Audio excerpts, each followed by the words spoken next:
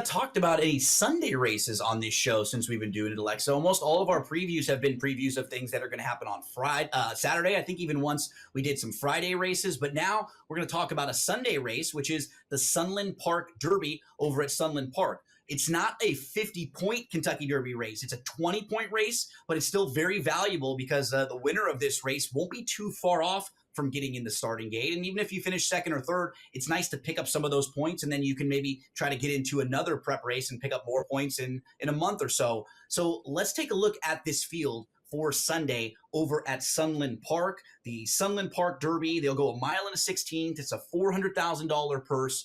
And Alexa, we can start with the number 4 getaway car for trainer Bob Baffert. We'll see Baffert or some of the big name trainers sometimes send maybe like their C-string horses out to some of the smaller tracks because they're so loaded with really good horses. They want to separate them all over. I mean, this horse was 4th in the Breeders' Cup Juvenile.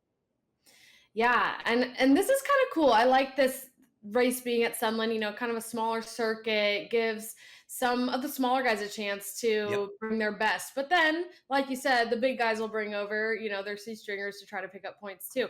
I don't know if I'd call Getaway Car a C-stringer, though. I mean, he was like the 8. When he started, he won his first couple races. He was the best of the 2-year-olds for Baffert early on. Yeah, he was. I mean, he ran really well, has run in really difficult races, Grade 1 American Pharoah, Breeders' Cup Juvenile, but I think Bob just saw this as an easy way to try to go pick up 20 points. He's already has 16 points on the Derby leaderboard. So if he wins this, he'll be really close. He wouldn't even have to win another race, just like decently place in another prep race to secure a spot. So probably the one to beat. But I also like the number 1, It's My Birthday, who's 20-1. This is a long shot, undefeated in 2 starts, much lower level than today's Derby. However, speed figures absolutely competitive with the rest in here. So I wouldn't discount him. Moving from a sprint to a route with trainer Robertino Diodoro, who wins 29% of the time with this move. And he has a blazing fast workout to back this all up last week. So at 20-1 odds, I feel like you just throw that one in there. You see Timeform has him leading the field, but I don't see there being that much pressure on him. I think he could stay the course and, be the leader in here.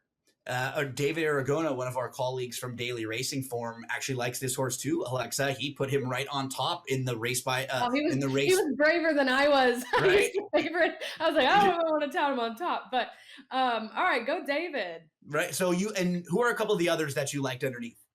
Yeah, I like Take Charge Tom, the number 6 at 8-1. Like It's My Birthday, another undefeated contender from the Robertino Diodoro barn, who has been running at these smaller circuits with convincing speed figures. I just think Take Charge Tom, wow, that's hard to say. Take Charge Tom can sit off the pace a bit more than some of these other speedsters in here. Another one, McKenzie Street, the 7, similar to Getaway Car, has been running at major tracks and some high-level racing, so has a leg up on some of this field from a class level standpoint.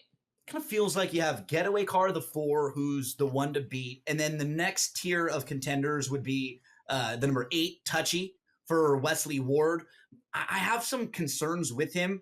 He's multiple stakes placed, but this is his first start beyond 6.5 furlongs. So he'll have to show us he can go this far, and I think he's going to take a good amount of money. And then the 7, McKenzie Street, is probably another one that's in that top tier. He's multiple Grade 1 placed. I mean, this is a horse who's faced really nice company, but the question with I think all 3 of those runners, the 4, the 7, and the 8, they were all horses, Alexa, that were kind of like the kid who's precocious, right? Who's really good early on, but then as everybody starts to get older and catch up, maybe not so far along, maybe not so far ahead of everyone. I kind of get the sense that these 3 horses were that type of runners where they were ahead of everybody early. I don't know if now they're quite as good as some of the others have caught up, but those 3 to me feel like the horses to absolutely beat, but that might be different than the horse to bet. Because for me, I want to talk a minute about the number 9, Caldera. He's only started 3 times, and he showed improvement in each of those starts. That's what I love. He's had the ability to sit off the pace a little bit, but in their most recent race, Alexa, they just got aggressive with him because they thought he was probably the best horse in there. So I like the outside draw. He can sit. He can pass horses too. Remind us one more time. Go through your top 4 picks as we've got about 30 seconds left in show. Yep, I've got Getaway Car on top over It's My Birthday, Take Charge Tom, and Mackenzie Street. Speaking of Tom Q helping us out with some of the graphics there that you can see right across the bottom of the screen. Free picks, data, and analysis when you use that QR code. Also, take advantage of the President's Day sale, the coupon code PRES25. Shout out to producer Tom. Shout out to producer Rich. Alexa, I'll see you right back here next week. Good luck, everyone.